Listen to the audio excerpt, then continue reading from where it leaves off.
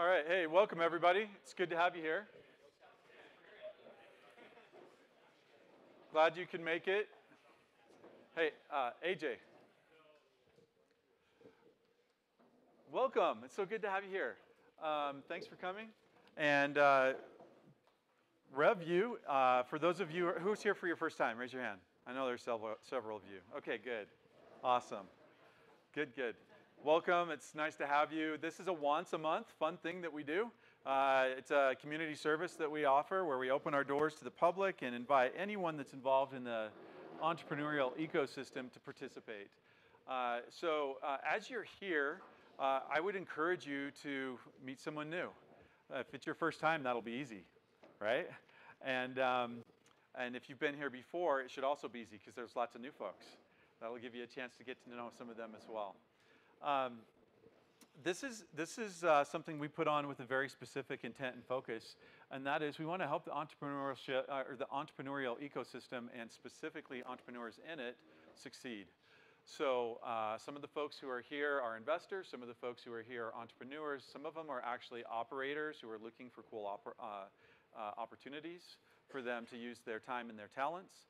And so you never know who you'll find or meet that might be a good fit for what you're trying to achieve.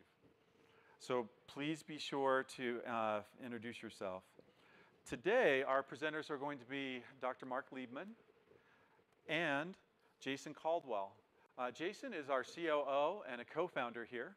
Has incredible background and experience in working across a number of different industries. Has worked in military intelligence. Is one of our veterans. So grateful for that. Has been in a lot of the places where people don't want to go. He's one of those folks who, you know, danger happens and people are running the other way and he's running towards it. That's how I would describe Jason. He's also a fluent Italian speaker, fluent Arabic speaker, has worked on some of the most important things that have helped to keep us and others safe. And he could tell you all about it, but then he'd have to kill you afterwards. So you can ask if you want. It's up to you.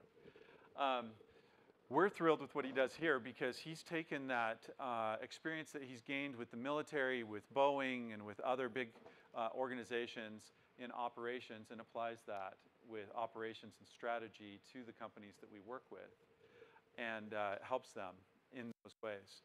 Marc Liebman is has an amazing career as an educator. He started off as a kindergarten teacher and continued his career as a teacher, as a principal, as a school district administrator, and eventually as a superintendent of 3 different school districts in California, including Silicon Valley. In his roles in education, he's always been a pioneer. He's always found ways to help create growth for student achievement, as well as personal growth and character growth in his staff and in his students. I've had the pleasure of working with him in a number of those capacities and roles through my career, and it's been interesting to see. He doesn't just look through the lens of education, he understands business. And so it was because of that understanding and that unique kind of perspective and marriage of skills that IBM brought him on board, and he started he was the one who started their education consulting business. And that's grown to be a huge part of their business. He has been an advisor to some of the largest educational publishers in the world, such as Pearson. I had the privilege of hiring him at Imagine Learning, a Utah company just up the road here with about 500 employees that we founded, and being able to have Marc join our executive team as Chief Academic Officer. Here at RevRoad, he brings all of that background and skill in working with people and organizations and systems to bear as he leads our efforts with attracting and retaining top talent and providing great matches with mentors. So it's really fun to have the opportunity to work with him every day. He also happens to be one of my diving buddies, which is awesome. So really enjoy that. I think you all will get a chance to, enjoy having a chance to get to know him. please remember that this is interactive. It's workshop. Would like to have you participate.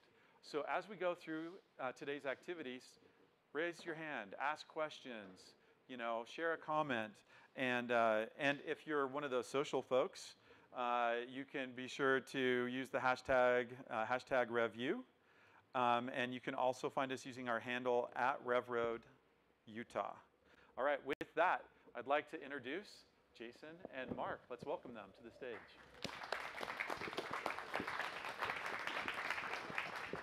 Thanks, Darren.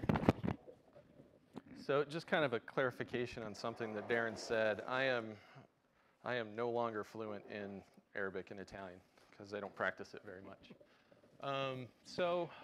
First thing that I'd like to say, I'm going to kind of set the premise and get things going here and then hand it off to Dr. Liebman. And he likes it when I say that. But the first thing I want to say is I just really want to thank you all for coming out. It is really cool that you guys come out here. We see a lot of familiar faces and then several new faces every month, and it's really neat to see that participation from the community. And being here for these events and supporting us, we really appreciate you coming out. And we do hope that you learn a few things, that you leave here with some takeaways, that you get a good free lunch, and that you also stick around for our featured founder afterwards, because those are always very good stories of their successes and of their failures, and you can relate to that, and it will help you in your entrepreneurial journey as well. And then we hope you stick around and network. This is a great networking opportunity. There's a lot of really cool people in this room, so make sure you take advantage of that. All right, let's switch over to the slide deck there, Tigran. Nope. That's it. So today we're going to talk about talent. So just to kind of set that up, there's different things that people think of when they think of talent, and how they go about acquiring talent, recruiting talent, putting a team together of talented people. So what we're going to do today is kind of go through that whole process. So we're going to talk about articulating your needs, figuring out where your needs are. We're going to talk about going out and actually doing the recruiting. Where do you go do that? We're going to talk about interviewing. That'll be fun. We are going to talk about then making offers, employment contracts, that kind of thing. Then we're going to talk about retention as well, because once you spend all this effort and energy going out and finding these people and getting them in, you want to keep them around. So we'll talk about retention as well. And then we'll have a couple little other considerations at the end for you to take away. All right. But first thing we want to do is set the mood for today. So we got a quick video. It's a 2-minute video. Please just sit back, relax, and enjoy this. But this to get our minds thinking about this process of going out and finding talent. It's not just for manager, it's just for counter. Good. I'm looking for the least possible amount of responsibility. Mr. Huff, Mr. Diener is ready for your interview. Actually, we'll be interviewing as a team. Do you have any special skills? Oh, yes, I do. I do voices. What are your skills, girls? Oh, we can dance. You mean like dancing? We're really the dancers. Yeah! They've come to this plant looking for intelligent life. Oops, we made a mistake. Well, to be in America. Don't ask for a green card. Mr. Matsuhisu. Matsumoto. Mark, can I call you Mark? No, you may not. Okay, human resources lady. No, it's actually, it's Pam. I'm sorry. Well, Pam. No, my name is Pam. Were you saying Pam or Pam? I'm saying Pam. Yeah, I'm sorry, who's this gentleman sitting behind you? Hello, lady. Do you have any experience? No, sir, I have no experience, but I'm a big fan of money. I like it. I use it. I have a little. I keep it in a jar on top of my refrigerator. I'd like to put more in that jar. That's where you come in. We're not generally comfortable in an office setting, I would say. I get cooped up. So task-oriented, not a workhorse. I also get headaches with computers, so I can't be around them for too long. I take stuff. What's your policy in Columbus? We work. Really? You gotta discover the new world. We're slow learners, and we're not particularly good listeners. That'll be a huge problem. We're also slow learners. I think you. Actually, sir, I really need this job to impress a girl. Will you leave now, please? Please leave this office, we're done with this interview. Do we get any sort of souvenir?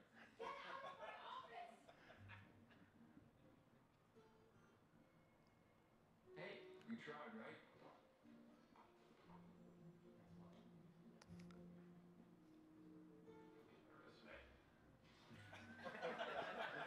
You know, you guys are hired. You're in, you know, unless you're like the weirdest guys ever and I don't see it. Great. Cool. All right, I heard some chuckles, so that went over well then. That's good. So if you've been in a position to hire people, or maybe you have interviewed, maybe you're that person in that chair, but you may have had some experiences like that. I've been hiring people for 15, 18 years now, and seen a lot of kind of different personalities and different things come up in interviews. So anyway, so that's just fun. That'll get us going. Okay, so we want to talk about talent.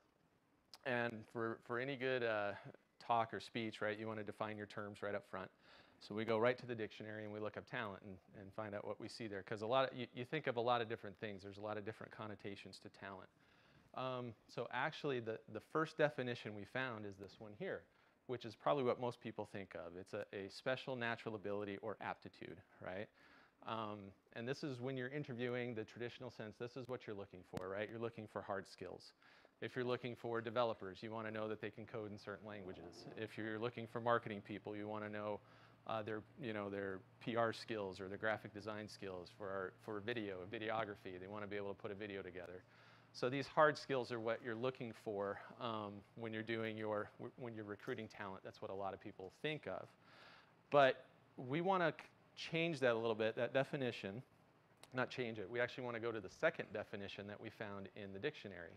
And we moved it to the top because we think when you're recruiting talent, especially at an early stage company, you're surrounding yourself with people that are ultimately going to determine your success. So you want to find people that have a capacity for achievement or success. So that is their talent. And the example there is a talent for winning. So you want to find people that have that same drive, that same thirst for success that you do. And that's how you're going to create your team and surround yourself with those type of people, because it ultimately determines your success. And Steve Jobs is one of those guys, he's thought a lot about that, and he said, the secret of my success is that we have gone to exceptional lengths to hire the best people in the world. So notice that statement there. He didn't say I hired the best engineers or the best design guys or the best marketers. He said the best people. So he was looking for some of those intangible qualities of that achievement and success that we want to look for when we surround ourselves with a team, especially in an early stage. Okay, so if you were here last month for our presentation on finance, we told a story about Betty and George. Betty and George had lost their jobs, and so they decided to strike out on their own and start their own companies separately. And George, let's start with Betty. She made a lot of really good choices and was achieving success by the end of that presentation according to her finances. And I do suggest you go to our YouTube channel and check that presentation out. It's well worth your time. But Betty was doing good, and she was in a position to start growing. George, unfortunately, didn't make some good choices and did not achieve the success he was looking for. And so we're going to pick up that thread again here with Betty, because she was the successful one. So we're going to talk about her journey a little bit. And like I said, she got to a point where she was ready to take her company to the next level and start to realize some of her goals. But it's growing, and she knows that she has some deficiencies. And this is actually kind of funny, because last night we were talking with an entrepreneur founder, and he was talking about this team that he was envisioning with his company and coming together. And he talked about, look, I'm very confident in the things that I know and that I can do, confident in that. I know there are things out there that I could figure out and I can do on my own if I have the time or the necessity. I have an aptitude, I can figure that out. But there are also things out there that I'm not going to be able to do. I don't have the capability or the talent or the time to do it. And so he was already thinking about this, and this is the point that Betty's at. She's got to go out and now try to figure out how to bridge this gap to get her company to grow. And so now I'm going to turn it over to my good friend Mark, and he's going to take us through that journey with Betty. Good morning. It is a beautiful day outside, and we're in here, so I'll try to make it interesting. First of all, I do have another clarification. I have known Darren for 20 years. He has taken me out of retirement twice, which gives me mixed feelings about things, but he's always gotten me great jobs. So I must do something right along the way. The second one is everyone uses the word, introduces me as Dr. Liebman. And does everyone know what PhD stands for? Anyone know what PhD stands for? Those of you who know me know this. Okay, so when you start school and you get your first degree, what is it? It's BS. And we all know what BS is, right? Boy Scouts. Yeah, we wish. In my case, that wouldn't be true. I got kicked out of the Boy Scouts. So we know what BS is. And then you get a master's, an MS. And anyone know what MS means? More of the same. And then those of us who are silly enough to go get a doctorate, a PhD, you know what that stands for? Piled higher and deeper. So please take that, those definitions and apply them before you call me doctor, okay? So it's Mark. So we're going to talk a little bit about Dronehenge. Betty has grown. She's done an exceptional job, but now she has staff, but they have things they need to do now, and they don't have the expertise to do it.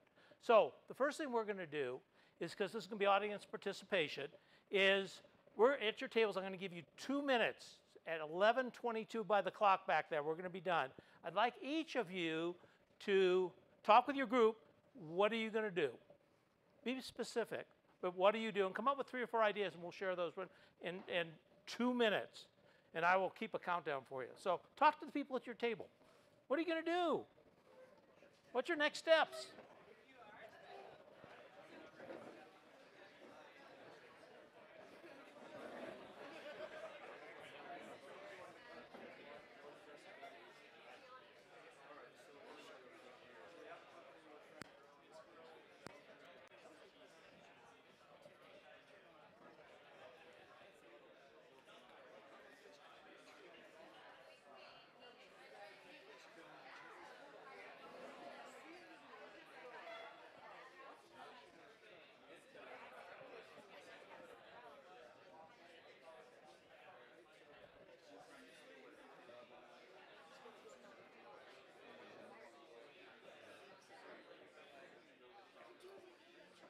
Oh, yeah, 1 minute left. 1 minute left.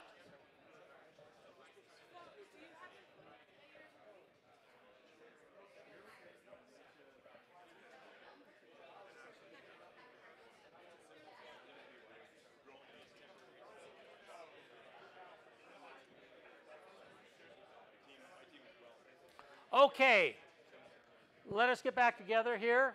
And who, if you remember being in school, you remember the teacher never had any control at all, right?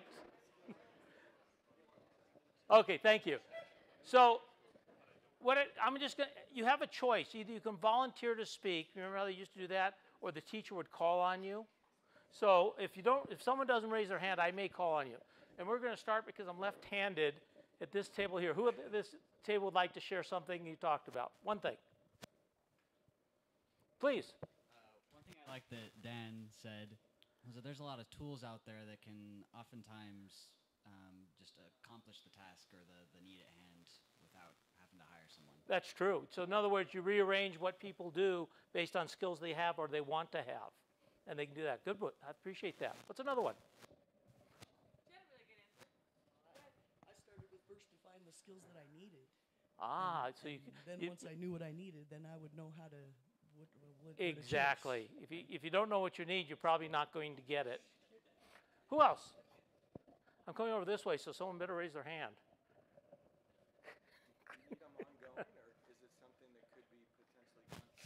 Okay, is it something you can do in-house? Is it long-term? Is it something short-term that a contractor could do better or a consultant could do better for you? Good. Yep. So we discussed that. Hello. Maybe the need for a mentor at this time, somebody that you can kind of bounce some ideas off of, get some outside perspective to really help you know where you really need to drill down and where maybe you're thinking too far ahead. That's really important, because a lot of times, especially if people are into their first business, the thing they look at is they want to get the answer they want to get, as opposed to seeking out the advice of others. And that's always a great idea, is to find other people who've done similar things and have them help you and give you a perspective. Cool. Anyone else? Please. We talked about building a team, because you can't do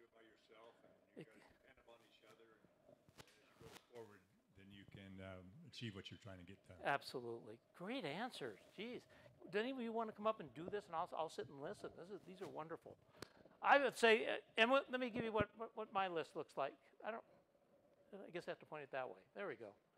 Okay, first of all, and someone mentioned it, do you have a plan? Do you know what you need, where it fits in your long-term plans, and the skills that you don't have, and different ways, as many of you said, different ways to fill that. It may be an employee, and for today we're going to assume that's the case, but as Glenn said, it may be a consultant. It may be something you need a skill for 3 months to do a project for you, and it's much better to look at a consultant to do that than to hire someone who's going to be on your staff for a long period of time unless that person can give you other skills you need. The second one is budget constraints. No one mentioned that. How much money do you have to spend on the person you want or the tasks you need done? And does that fit into your long-term plan? If you're a brand new company and you have 4 employees, do you have the budget to hire a COO for $400,000 a year? Well, maybe that's why I have to think about doing something different. The third one is, do you have a job description? Once you've decided that you want to hire somebody or you need a skill, you put it down in very specific terms, because again, if you can't articulate what it is that you want, you're not likely to be happy with what you get. It's random. So those are the 3 things that we think about. And in the strategy planning we do, that's part of the process. What are the resources you need? And people, I will argue all the time that the biggest resource and most important resource any company has is not money, it's not product, it's their people. At the end of the day, it's always about your people. So, but make sure you get the right ones. I'm not sure who said it, gosh, and I should know that, is the best thing you do is find the right people to get on the bus and sit in the right seats. Jim, thank you. Thank you. At my age, when you get this white hair, you know what this white hair, it used to be the gray matter that used to be in here. So all that stuff, so, you know, I apologize. But yeah, that's the secret. And that's in good to great, right? Yeah. Okay, so let's talk about recruiting talent. And one of the things I'm going to say, and I'll say it more than once, when you're recruiting talent, don't be impatient. The first person you find may not be the person that you ultimately could find or will find. Maybe, we don't know that, but take your time and make sure that person fits the need you have and the team you have, and that they can do things different than just what you're hiring for them going forward, that they can grow with your company. So what information do you need from candidates? Is that information reflected in your job application? Each job application that I work on here and through my career has looked different. And big companies want to have exactly the same application for every single job, and you know what? Doesn't work. Doesn't work. It depends on what information you want. So you need to sit down first and brainstorm the information you want, being very specific, and ask those questions going forward that will answer that and help you do your screening. Second one is, and this is probably the most important star up there, have you spent the time long-term building a pool of people you know in the industry who you can go back to and talk to when you have a job that they might fit? Because you watch a person grow in a job, and I'll use being in public schools, you watch the teachers and you watch your young administrators, you talk to the superintendents in other districts about their really cool people, and then you steal them. No, that's probably not ethical. But you build a pool of people and relationships you build that they know you, you know them, and if you have a position that this person over here is the right person, you already have that foundation. And I would argue that at the end of the day, those relationships will be the most important ones you'll use in hiring people. Next one is, what about family referrals? I didn't want to put the word nepotism and nepotism on up there, but yeah. What about family and other referrals? What do you think? Is that a good idea, bad idea? Isn't that the truth?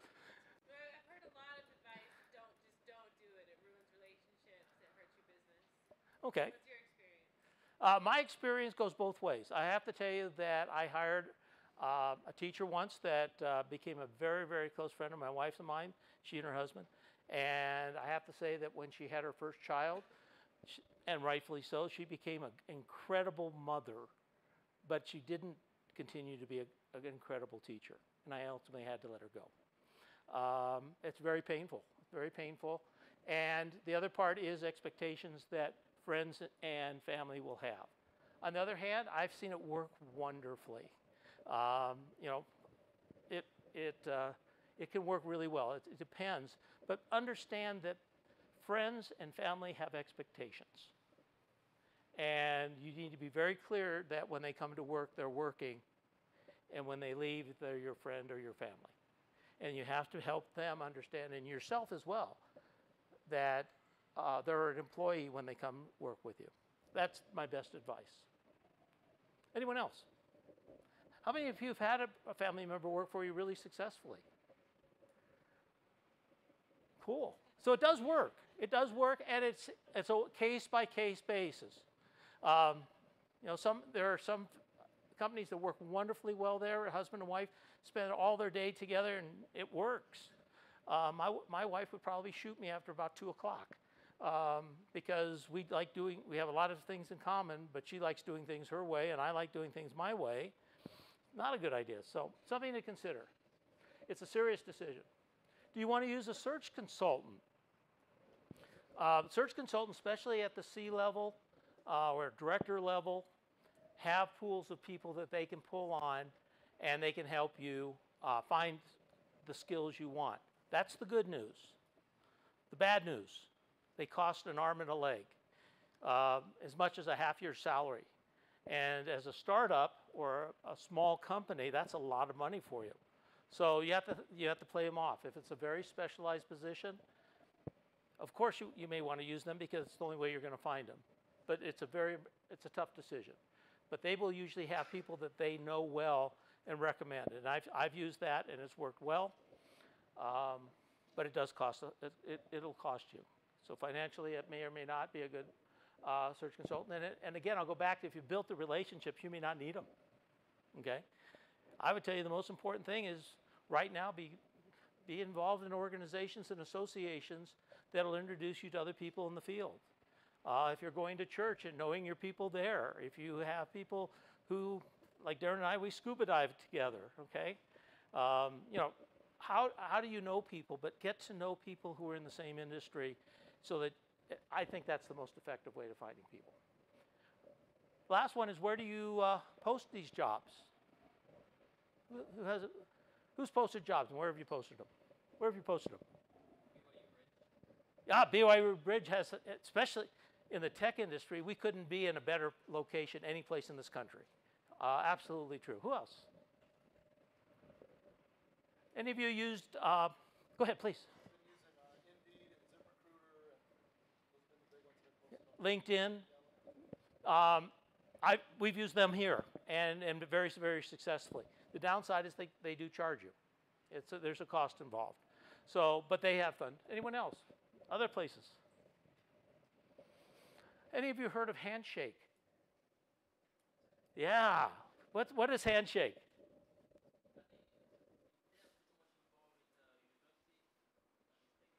I'm sorry.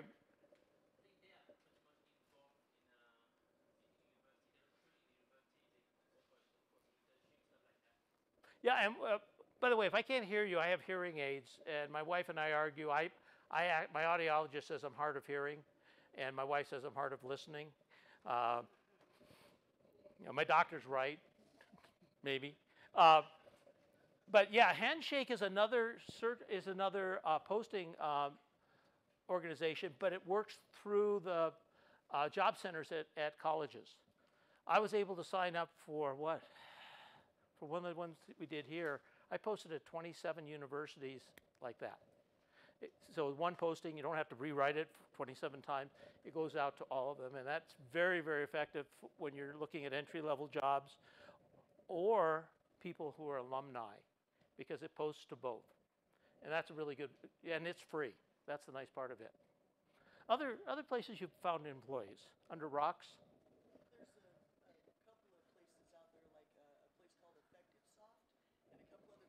Okay. They're actually, you can hire just a project manager or just an engineer or just, I mean, like the whole gamut of positions for relatively cheap. I can get developers there for $35, $40 an hour, which is, Wow. they're across seas, but they do have an office in California, so you actually have somebody that you talk to, and they have all of that. But I was really surprised about the cost factors. There's a couple of them out there.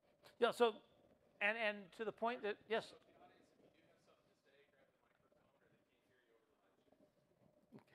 Super, super. So look at a lot of different places. My experience, I don't know about yours, is I found some of the most wonderful employees I've ever hired in places I never thought I would have looked. So as broad a net as you can throw, do that before you make a decision. And again, I'll say, look at a bunch of candidates before you decide. It may be the first one that you end up hiring, may not be, and you don't know until you've taken a look at what's available. Okay, so we've done the recruiting. Here's George.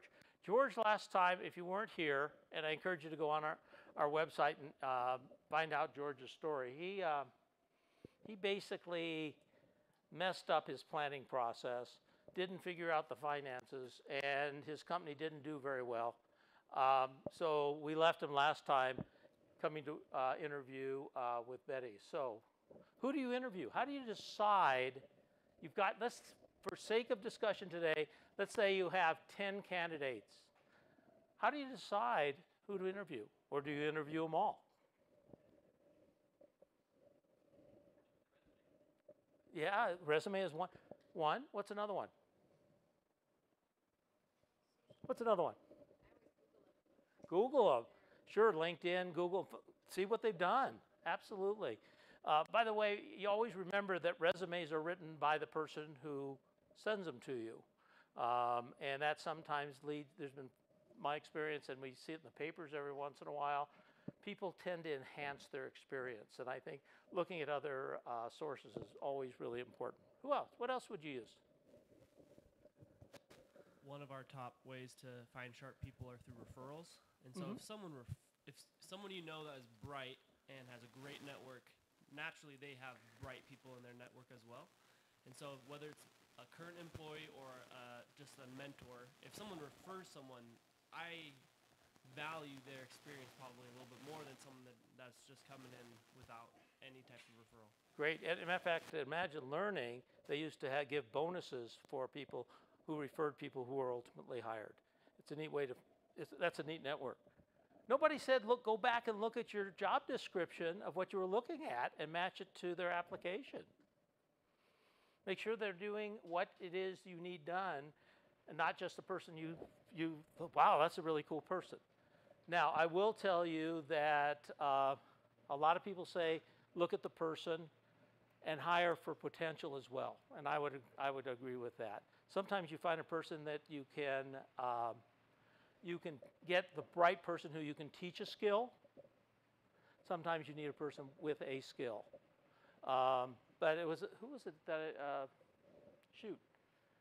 was it one of the sites I was looking at as I was developing this was talking about a programmer. Do you want someone who's been a programmer for 15 years or someone who you can teach programming to that is incredibly bright and probably won't stay at the job a whole long time?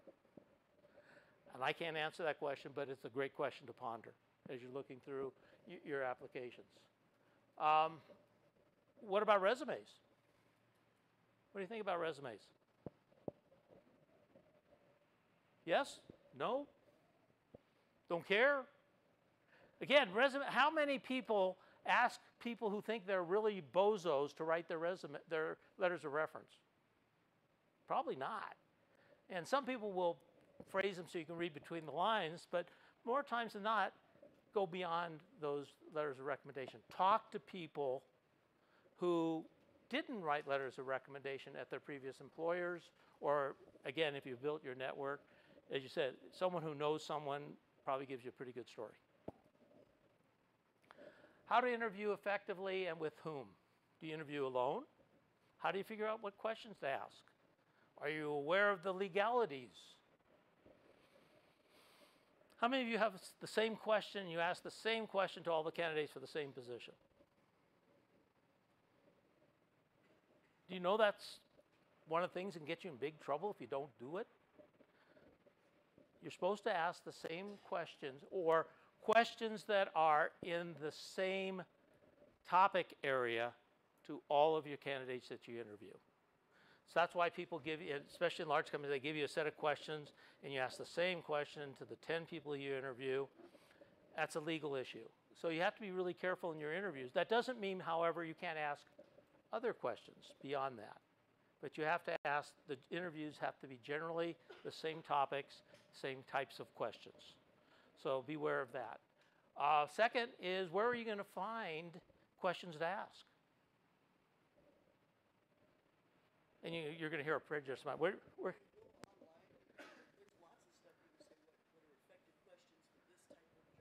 Yep. Yeah, you can. You can go online. There are a lot of good questions. Will you raise your hand or just drinking water? Oh, that's a better thing than asking questions. Yes? So I think it all comes back down to your selection criteria. Yes. If your selection criteria is spot on, you can find behavioral-based questions. Those are typically great for asking. It all ties back to your selection criteria. If you know what you're looking for, you know how you want to measure it, then the types of questions will help you get there. Right. Go back to your job description and your criteria. Absolutely. And you mentioned something else, behavior-based questions. You want to ask questions that are going to elicit more than facts. Really important. And the best way to do that is ask people. Try out your questions, just like anything else. You want to know about the person. One of the examples, but let me say, before I go on, you have to be careful about non-fact-based kinds of questions. You have to be very careful with that. There's a lot of things you can't ask. Best one I remember is my wife was a commercial loan officer and a manager. And when she interviewed people, this is way back when everybody smoked, and she didn't want a smoker, so she would sit down at the table and she would push an ashtray to their side of the table. Never asked the question, but pretty much found out who smoked and who didn't. So, but you can't ask certain things, and be careful and seek counsel about the questions you have, because asking the wrong questions can end up getting you in a lot of trouble. But go back to your specific criteria for posting, your job position, and the data that led you to say, we need this position. By the way, job titles, that's a really interesting thing as well. Job titles have changed dramatically today, in today's world. I try to keep them as simple as possible so that even before I read it, someone reads the job description, it tells them what they need to know. What about background checks? Should you call previous employers? Do you need permission to call back previous employers?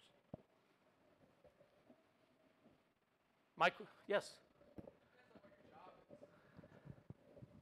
It depends on what your job is. If your job is specifically targeted towards financial stuff, then you want to have some background checks on different things. If your job is an entry-level something or other and somebody has a criminal background, probably doesn't matter that much.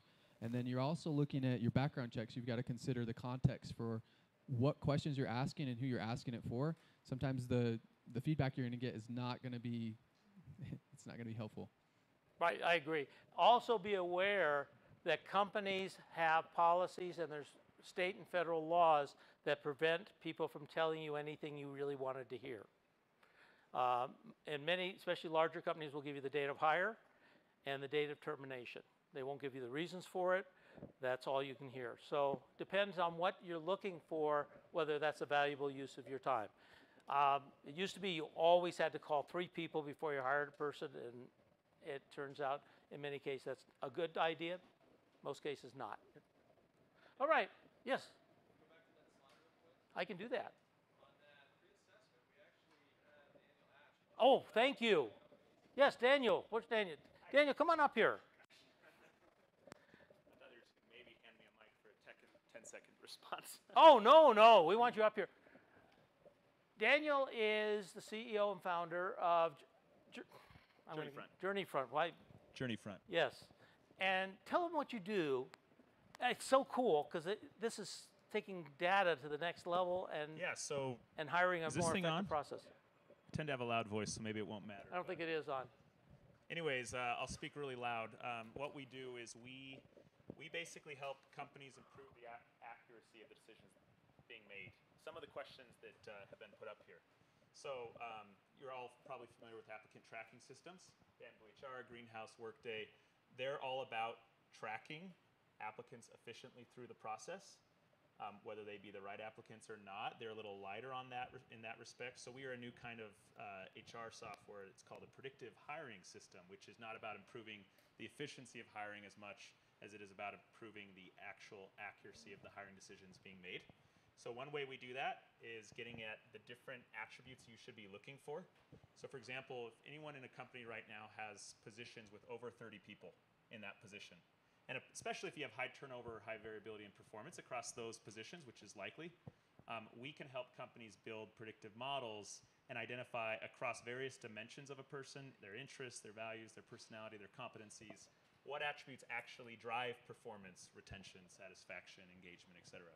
And then you can screen candidates using those algorithms that'll spit out statistical predictions that actually are continuously learning. So as you continue to hire, track how well those candidates do, those predictions will get more and more accurate as the algorithm just responds to where we got the predictions right, where we didn't get them right, and zeroing in on how to optimize that continuously. And a new thing we're also moving into, which is kind of exciting, is you asked, how do we ask the right questions? I was nodding my head when you're saying you have to ask the same questions continuously. Right, if I ask you what's the square root of 1,227, then I ask this 14. person, what's your favorite color? You might not be adequately screening the two people for their respective abilities, right? Right. So we are moving into interview analytics as well that will actually tell you things like which interview questions actually predict performance and which are bogus. So Google, for 10 years, used to use brain teasers to screen applicants, meaning if they get a brain teaser right, they're probably more likely to be a great employee at Google. And they actually recognized, wait, maybe that's a hypothesis. Let's test it, and found that it had no correlation whatsoever with performance, and they'd been using it to screen out poor candidates for years, right? So using a software like Journeyfront, it would surface what's working, what's not working in your hiring process, which interviewers are getting it right, not getting it right, which attributes are the right attributes, the wrong attributes to be looking for, which ways are the right ways to screen for those attributes, things like that using predictive analytics. Cool. Yeah. And we should be using data, and we should always be testing our hypotheses. And sometimes we're so sure we're right, and the data probably tells us we should rethink. Right. So, anyway, thank you. And by the way, you'll be around afterwards Yeah, I will. to be chatting. Over here, yeah. Thanks. Thanks. Another really great way. I mean, hiring is a science and an art, but sometimes we forget about the science part. Okay, so we're now going to hire someone. How do you select a finalist? Some people say by the gut. It feels right. I've made mistakes by doing that sometimes. Sometimes I've been spot on. Sometimes we look at can they do the job, and I would suggest the latter is often more important than the former. Can they do the job you need done? What was one of the quotes I looked up? It says, hire slowly, fire quickly. You want to avoid the second part. If you spend more time up front, the second part doesn't happen as often. So I suggest you really look analytically, and that you don't usually do it by yourself. Do it as a team. Have people come in and work with you. And a lot of companies actually bring in outside experts.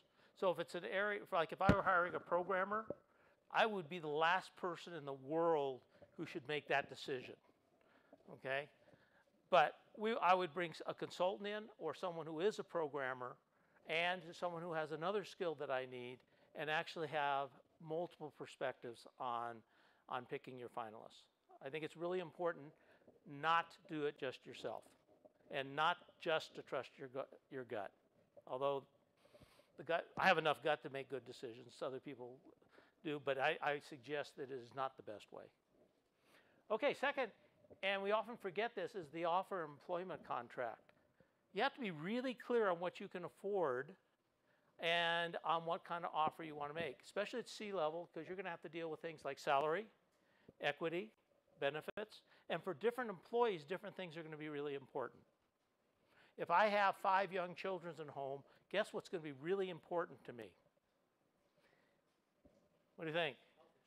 Yeah, I'm going to need some,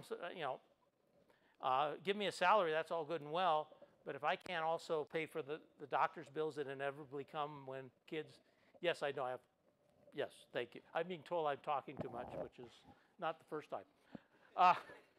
Anyway, think about the package you're going to put together in the contract itself. Also make sure your contract covers the things like disclosure, especially with startups with new ideas. You want to protect your intellectual capital. Look at those things that you really need to have in it and the employees who you're looking at hiring. And the last one, and I would tell you this is the most important one, is before you ever offer someone a job and hire them, have a sit down with them, which is a long conversation that's a two-way conversation about your expectations of them as well as their expectations of coming to work for you. That balance is absolutely critical when we go into the last topic we're going to talk about, which is retention.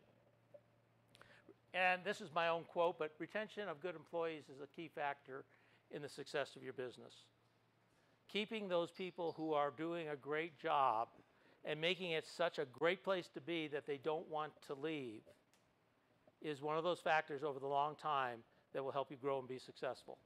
Companies that keep turning over people have a much harder time being successful.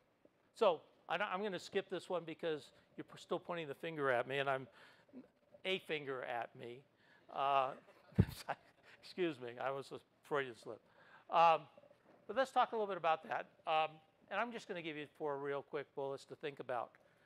People stay and work where they're having fun, they're challenged, and they get rewarded for what they do. And I'm going to change rewarded to acknowledged.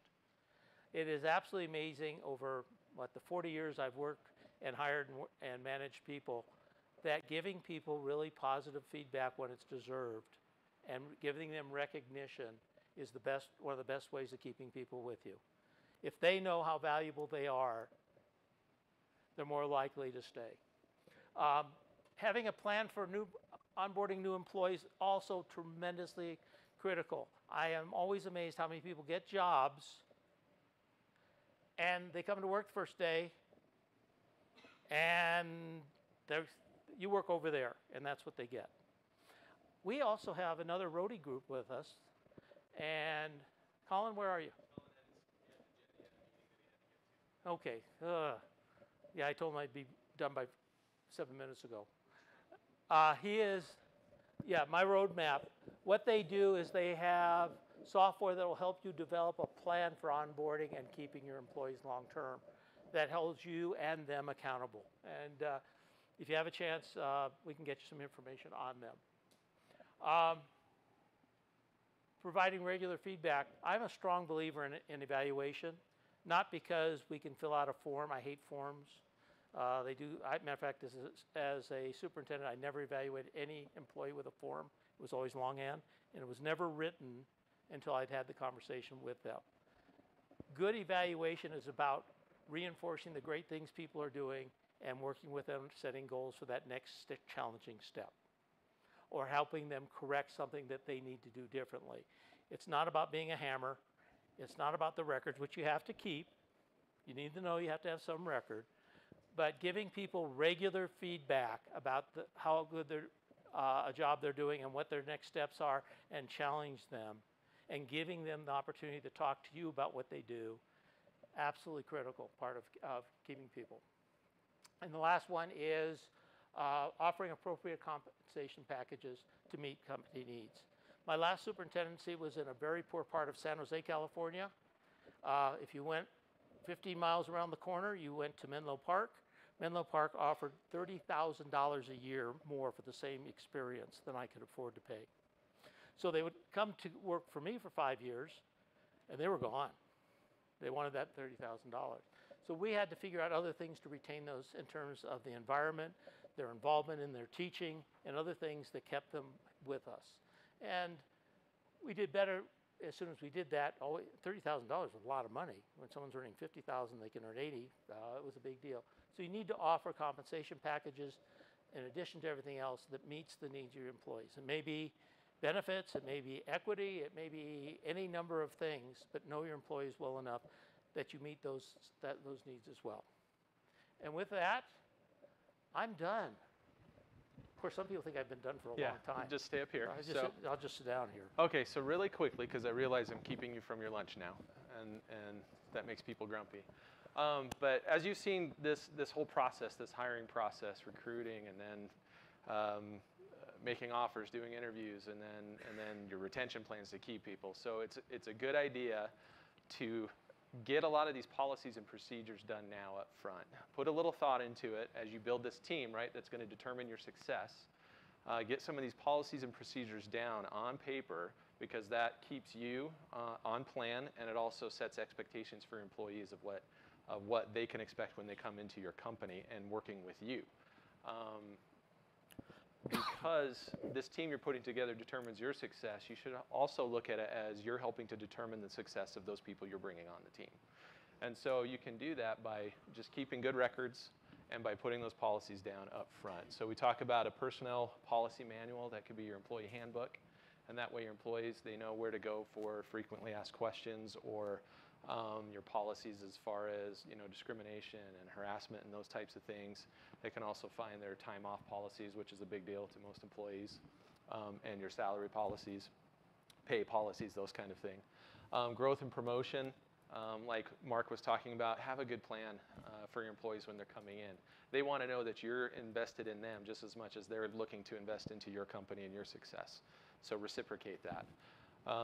Documented evaluation practices. That was also Mark talked about that, where you're bringing people in, you're having a sit-down conversation with them. Do document it, keep it there, because that becomes your set of expectations for each other. I was in a position where I was doing a lot of employee reviews and performance reviews. And for me, it was actually pretty easy. If you're engaged with your employees on a daily basis and know what's going on, those performance reviews are pretty rote and standard. In Boeing, one of the bigger companies I worked in, you had semi-annual and then annual reviews, and the annual one was the big one. But those were always pretty well already established because we'd been talking almost every day along the way. So everybody knew the expectations, they knew how they were doing. I got feedback from them on how I was doing. So those were just kind of to meet the corporate standard. But if you're engaged with your employees and doing a good job, those will be easy reviews to have. Your harassment and discrimination policies. When you get anti-harassment. Yeah, I don't think you want a policy of harassment. Probably. You want to have that down so when people come, they join your team, they know that they have a way to resolve problems. Invariably, when you get a group of people together, problems will arise. And so it's good to set right up front how to resolve those problems, and that goes right back into that complaint resolution policy. So it sounds like a lot of work, but you're saving yourself a lot of headache down the road if you sit down and put some thought to this as you're putting that team for success together. I think that's all we got today for this portion. So we would love to take some questions now. And again, you're keeping people from lunch, so think of that as you ask a question. Really quick, Mark, this question is for you. How, benefits are so expensive for startups. So how important is it to have benefits as a startup company? What do you think? It depends on who you're hiring. If you're hiring me, I'm so old, I'm past Medicare, so I'm probably okay, and benefits aren't as important as, for me personally, work environment. But again, if you have 5 kids under the age of 8, and your salary is what you live on every day, benefits become pretty important. They're huge, and it's a balance. It's like everything else. You go back to your financial plan. Can you afford to do that, and what benefits do you offer? Some benefits don't cost anything. Giving people Columbus Day off, while it didn't solve the problem there, is a productivity issue. It's not a financial issue. So can we do something? How do we put something together that the employees appreciate and meets their needs? And it's also, just to follow up with that, it's also one of the advantages of being a smaller company is that as you bring people in, you can modify and change those benefits to meet the needs of your employees. So a big company like Boeing, it's set. Here's what it is, because they're corporate mandated. It's coming down. As a smaller company, you can evolve with the people that you bring in and change that benefits package and tweak it here and there to meet the needs of your employees. Right, and I would tell you, I've worked at one company that the biggest thing for the employees was a 401k. It wasn't health benefits. It wasn't a lot of other how many days off they got. It was a 401k. And so you just have to know your employees and figure out how that fits into your cash flow and your budget, and what is it worth. A lot of times, I have an old saying about budgets because I used to hear the comment, we don't have enough money for that. I would argue that there's not a company in the world that doesn't have the money to do what their first priority is. So you have to look at how high a priority it is. For me, it was always people. When I had great people, I never had to worry about anything else. But again, you know, working with teachers, they always wanted more benefits, so you had to come up with a balance. You had a question? Yes, and please don't judge me based on the question that I'm going to ask. I never judge people. I'm usually wrong. Right. The reason I say that is, you know, I've listened to what you have presented. I hear you. I hear what Steve Jobs kind of advocated, hire people, not necessarily talent. Now, if you have two companies, company A and then company B, and then company A says, okay, the manager says, I'm going to hire people, talented people. But then company B says, I'm going to hire just people. Now, I mean, this is a broad question. What are your thoughts about those two companies? Which one might thrive and which one might not? Well, it depends. Yeah. I love that economist answer, right? It just depends. Or where's my father-in-law? He's a financial planner, so whenever you asked him a question about finances, he would always start with, well, it depends. Because both companies could be successful, they just have a different approach to how they recruit talented people, right? There are hard skills that you need. So if you're hiring a developer, they do need to know how to code. But there's other things that you can look for in intangibles. So it's really not a mix. You got to find what works for you and what works for your company as you're hiring. Yeah, it's Ahmed, right? Yeah. Hey, Ahmed, good to see you. I like your question. I love a quote that Mark has on his wall that says, in this regard, that says, talent or skills determine the floor. Character determines how high you can go, the ceiling. So it's not an either talent or character, it's both, and the mix of that determines how high you can go. And I think the answer is, what is long and short-term needs? If you're a startup and you need a coder right now, you need a really good coder. But if I have two coders and one keeps saying, but we could, and the other one says, I can, what do you want me to code? I'm going to go for the first one. Because I think at the end of the day, you hire people. That's just me. Of course, there needs to be a minimum floor, okay? But beyond that, I want the person who's going to challenge me every day with new ideas and different ways of doing it. And maybe I say, not today, but I want them to bug me to the point I can't stand it, because that's the person who's going to take my endeavor further. But that's just me. Other questions? Wow, well, then Betty and George and their team and ours, thanks you for being here today. We really enjoy doing those things, and all of us are going to be here for the rest of the day. So if you have questions, by all means, stop and let's talk. Thank you. Darren? Okay, great. Thanks, you guys. All right, so that's the first segment of the program. Thanks for joining for that. Great job. Thanks, Mark and Jason. I'll never forget standing with one of my colleagues one day at the window at about, I don't know, probably 5:30, 5:45, and watching as employees were leaving the building. And we talked about the fact that those are company assets. Our company assets weren't our cash balance. They weren't our IP. It wasn't, anything tangible. It was individuals. It was people who go home to their families every day. And I've always remembered that. I think it's super important. So thanks for helping us to get that, some good principles that we can use as we do that. So a couple of quick things that I'd love to share with you. First of all, Jared Richards. Where's Jared? Is he here? Where are you at, Jared? Jared, come on up. I'd like to welcome Jared, and lots of you who have been here before know that you get to enjoy a lovely free lunch. And it's not actually free, it's actually paid for by our sponsors. And this month, Jared and Hill Insurance and Investments is our sponsor for lunch, so we'd like to thank him for, yeah, let's tell him thanks. And you've just heard some really important things about people and hiring and attracting and retaining top talent, not just like the best that's sitting out there in the I'm unemployed pool, but top talent, right? And it's what JourneyFront focuses on is top talent, good fit, great skills, both, not just one or the other. And part of that has to do with the package you put together. And so, Jared, do you want to take just a few minutes and share a little bit about what Hill Insurance and Investments does and how you help companies put together things that can be beneficial to their employees? Yeah. Should be. On? Okay, good. Can you guys hear me? I'm Jared Richards. I run Hill Insurance and Investments. We are a full-service insurance agency. One of the things that I do personally is I specialize on helping small companies, entrepreneurs, set up employee benefits. We recognize here in Utah County there's a lot of large families. And as mentioned earlier, if you have a family of 5, obviously your needs are going to be different than someone that's maybe single that doesn't have a family.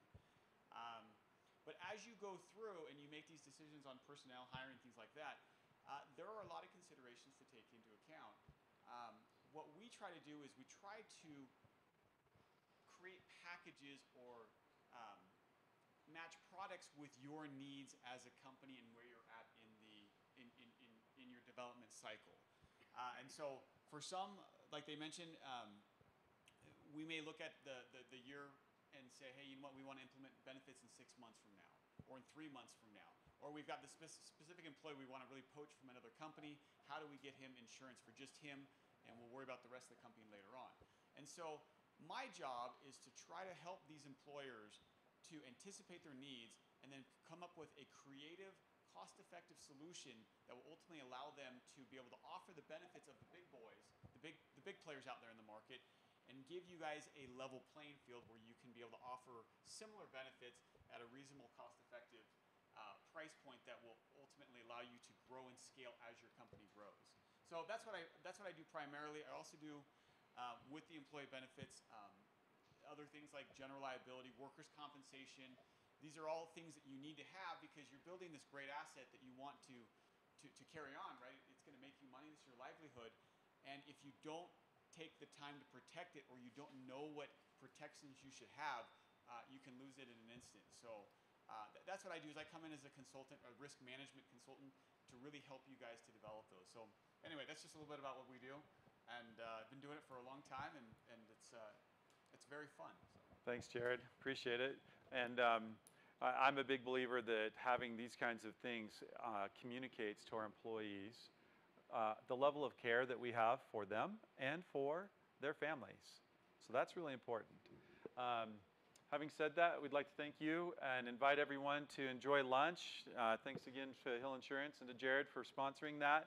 The salads that are with a colored dot are the veggie-only options. So if you'll grab your lunch, we're going to start in another 12 minutes with the interview, the video podcast. It's going to be super cool. We've got Brett Groh here. Super excited to hear from him and his experience as a serial entrepreneur. And so if you'll grab your lunch and then come back and, to your tables and get settled in, by the time everyone's done that, it'll be just right on the mark for getting started with the interview. Thanks. Thanks, Jared. Appreciate it. Yeah, no worries. Always happy. Yeah, you're awesome. You know.